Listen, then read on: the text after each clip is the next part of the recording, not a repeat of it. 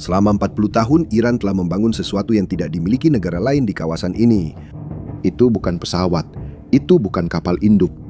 Saya sedang berbicara tentang rudal, ribuan di antaranya yang dikubur ratusan meter di bawah tanah, tersebar di puluhan kompleks rahasia di seluruh wilayah Iran.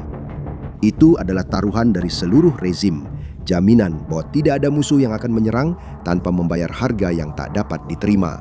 Pada tanggal 28 Februari 2026, persenjataan itu diuji untuk pertama kalinya. Dan dalam hanya 31 hari, persenjataan itu dihancurkan. Tapi sebenarnya bagaimana hal itu bisa terjadi? Bagaimana Amerika Serikat dan Israel menghancurkan dalam 1 bulan sesuatu yang membutuhkan 4 dekade untuk dibangun? Jawabannya, ya bukan seperti yang dibayangkan kebanyakan orang. Karena bukan hanya kekuatan militer, bukan hanya teknologi, ada sesuatu yang lebih mendasar. Dan jika Anda melihat lebih dekat, saya akan bilang itu menakutkan. Mari kita mulai dari awal. Program rudal Iran lahir dari sebuah luka. Selama perang melawan Irak pada tahun 80-an, negara itu mengalami pemboman yang menghancurkan dan menyadari bahwa mereka tidak akan pernah bisa bersaing di udara. Sanksi selama puluhan tahun memblokir akses ke pesawat tempur modern, maka rezim tersebut mengambil keputusan yang akan membentuk 4 dekade berikutnya. Jika kita tidak bisa memiliki angkatan udara terbaik, mari kita bangun kekuatan rudal terbesar di dunia. Dan itulah yang mereka lakukan. Pada puncak program tersebut, Iran memiliki lebih dari 3.000 rudal balistik.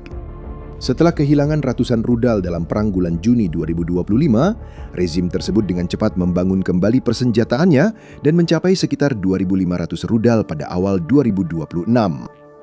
Ditambah lagi, ada 300 hingga 400 kendaraan peluncur yang tersebar di seluruh negeri, serta pabrik-pabrik yang mampu memproduksi ratusan rudal baru setiap bulannya.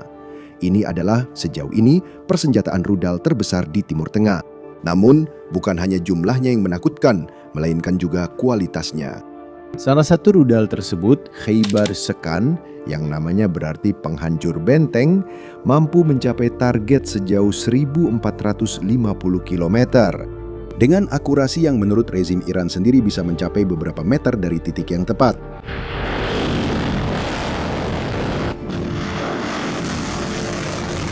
Dan rudal itu melakukannya sambil berkamuflase.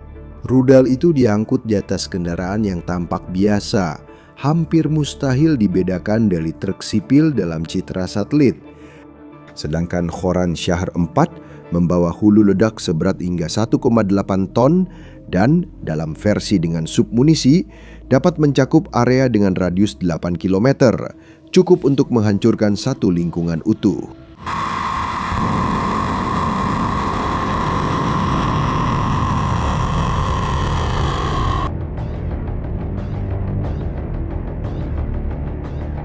Dan Fatah, yang oleh rezim Iran disebut hipersonik, menurut otoritas Iran terbang dengan kecepatan 15 kali kecepatan suara dan melakukan manuver pada detik-detik terakhir penerbangan, sehingga hampir mustahil untuk dicegat.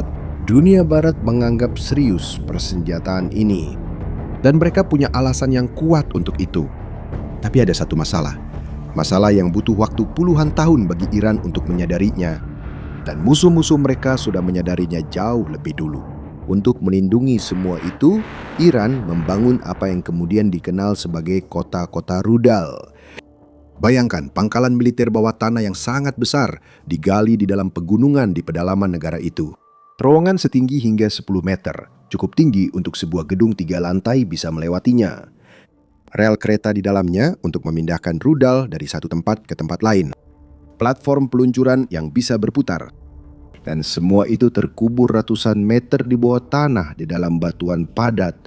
Itu adalah rekayasa yang mengesankan. Miliaran dolar diinvestasikan, puluhan tahun kerja. Tapi ada satu masalah. Bisakah kamu membayangkan apa masalahnya? Iran memiliki rudal-rudal yang kuat, pangkalan yang terlindungi, terowongan yang tak bisa ditembus. Apa yang bisa salah? Jawabannya sederhana, begitu sederhana hingga menakutkan. Rudal-rudal itu aman di dalam sana, tapi untuk menembak mereka harus keluar. Dan pada saat mereka keluar dari terowongan, mereka terekspos. Apa yang tidak diketahui Iran adalah saat mereka membangun kota-kota rudalnya, Amerika Serikat dan Israel sudah memetakan masing-masing kota itu. Setiap pintu masuk terowongan, setiap peluncur, setiap lokasi. Iran telah menghabiskan 40 tahun membangun senjata yang sempurna.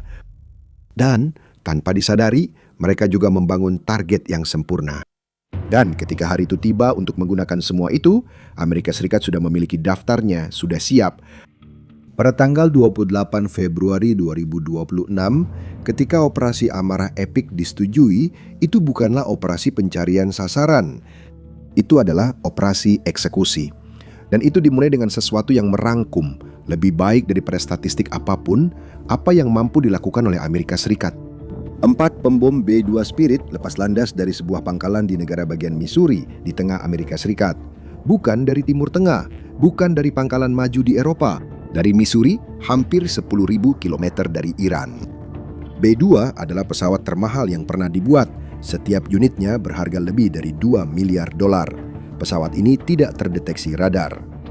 Terbang pada ketinggian yang tidak bisa dicapai oleh sebagian besar pesawat tempur. Dan di dalamnya membawa bom presisi seberat 900 kg yang dipandu satelit mampu mengenai target dari jarak beberapa kilometer dengan margin kesalahan hanya beberapa meter.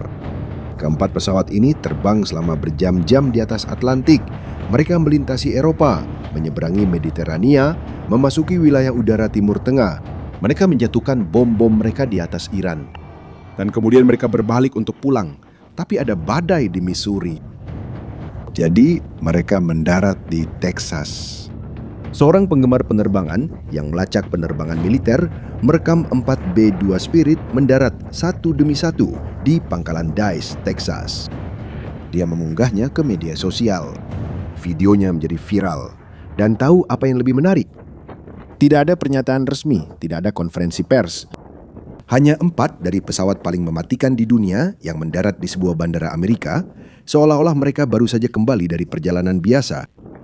Setelah mereka melintasi setengah planet untuk menghancurkan bunker bawah tanah, ratusan meter di bawah permukaan, di batuan padat, dan kembali ke rumah dalam keadaan utuh, inilah yang bisa dilakukan Amerika Serikat, dan inilah yang dihadapi Iran. Tapi B-2 hanyalah permulaan. Dalam beberapa hari berikutnya, penghancuran persenjataan Iran dilakukan secara sistematis dan tanpa ampun. Itu terjadi di 3 front sekaligus.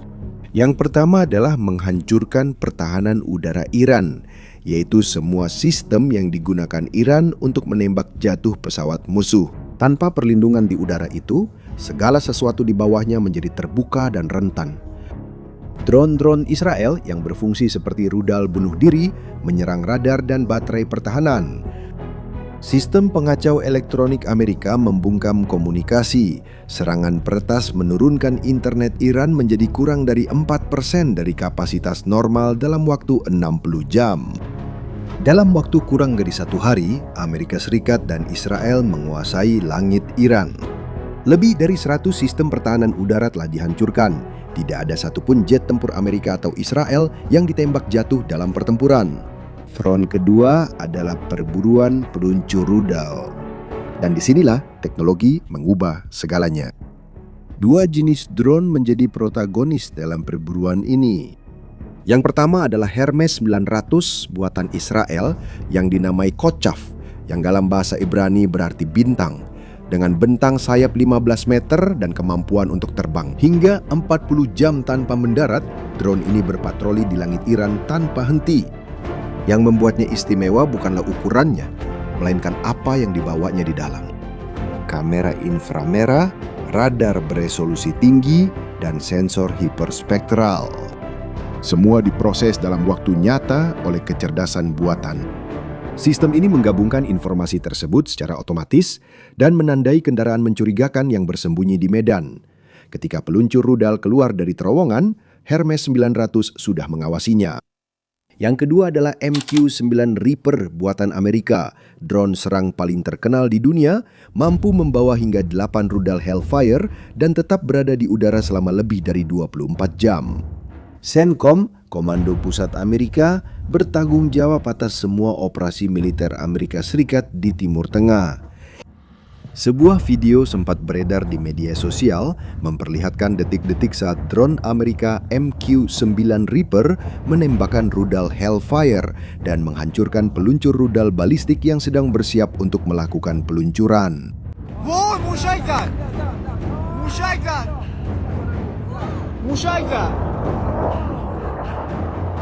Sebuah perburuan yang sempurna terekam dan dipublikasikan di media sosial. Pembagian tugasnya sangat tepat. Hermes 900 menemukan target dan menandainya. Reaper menghancurkan. Ketika tidak ada Reaper yang tersedia, Hermes sendiri yang memanggil jet tempur Israel di sekitar lokasi. Rantai dari penentuan target hingga penembakan hanya memakan waktu beberapa menit, kadang-kadang hanya beberapa detik. Ketika pintu masuk terowongan dibom, Iran mengirimkan traktor untuk mencoba membukanya kembali. CENTCOM merilis video yang menunjukkan traktor-traktor tersebut dihancurkan segera setelah traktor-traktor itu muncul. Itu adalah lingkaran setan. Untuk fasilitas yang lebih dalam, orang Amerika menggunakan bom seberat 13 ton itu. Tekniknya sesederhana sekaligus sebrutal itu. Menjatuhkan beberapa bom itu di titik masuk yang sama, satu demi satu, memperdalam lubang setiap kali terjadi ledakan. Analisis terhadap 32 pangkalan Iran menunjukkan bahwa semuanya telah terkena serangan. 77% dari pintu masuk terowongan yang teridentifikasi telah dibom. Dan front ketiga adalah menghancurkan pabrik-pabrik, bukan hanya misil yang sudah ada, tetapi juga kemampuan untuk memproduksi yang baru. 2/3 fasilitas produksi misil dan drone telah rusak atau hancur. Dan di laut, puluhan kapal militer Iran telah dihancurkan dalam beberapa minggu pertama, dengan total lebih dari 150 kapal sepanjang konflik. Sebuah kapal selam Amerika menembakkan torpedo dan menenggelamkan kapal Iran. Penenggelaman kapal musuh pertama oleh kapal selam Amerika dalam pertempuran sejak tahun 1945. Dan hasil dari semua yang telah kita lihat sejauh ini bisa Anda lihat pada angka-angkanya. Pada hari pertama, Iran meluncurkan 480 rudal balistik, sebuah rekor bersejarah.